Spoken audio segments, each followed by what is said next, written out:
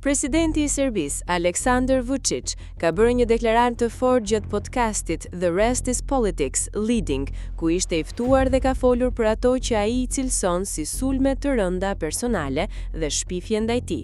A mund ta kuptosh argumentin kur dikush po hedh një mallkim kundër teje, duke shtuar madje se babai yt në të vërtetë nuk është babai yt, sepse nëna jote ka qenë një bushtër dhe ajo ka tradhtuar babain tënd të supozuar me një shqiptar dhe prandaj ti je kaq pro-shqiptar, tha mes të tjerash Vučić. Në komentet e tij, Vučić shprehet se kundërshtarët politik përdorin narrativ ekstreme për ta diskredituar, duke përfshirë sulme ndaj origjinës familjare dhe motive etnike. Deklarata pritet të ngjallë reagime të forta në opinionin publik dhe në nivel diplomatik, duke marrë parasysh ndjeshmërinë e lartë të çështjeve etnike në rajon.